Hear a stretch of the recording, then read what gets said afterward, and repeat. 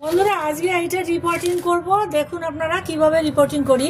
তার জন্য আমি একটা বাস্কেট নিয়েছি। এই যে দেখেছেন কত হোল আছে, যাতে জলটা না দাঁড়ায়। এইবার এই হোলগুলোকে সব সুন্দর করে বন্ধ করে দেব ছোট ছোট টুকরো দিয়ে। এই যে পাথর কুচি হোক বা খোল্লাম কুচি হোক, যা হোক তাই দিয়ে এই ছিদ্রগুলো বন্ধ করে দেবো।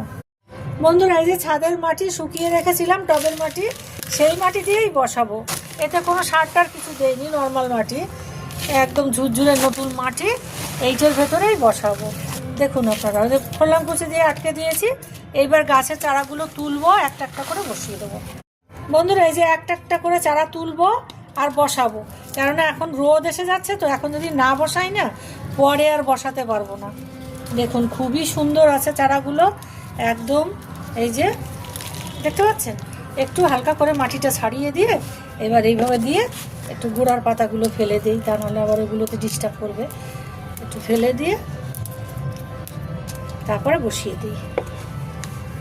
বন্ধুরা এই যে দেখুন, এই যে এবার মাটি দিয়ে সুন্দর করে চেপে চেপে বসিয়ে দেবো। গাছগুলো সোজা করে রেখে বসিয়ে এবার ছাওয়া জায়গায় রেখে দেবো। ছাওয়া জায়গায় 5-7 দিন রেখে তারপরে আস্তে আস্তে অল্প অল্প করে রোদ খাওয়াবো।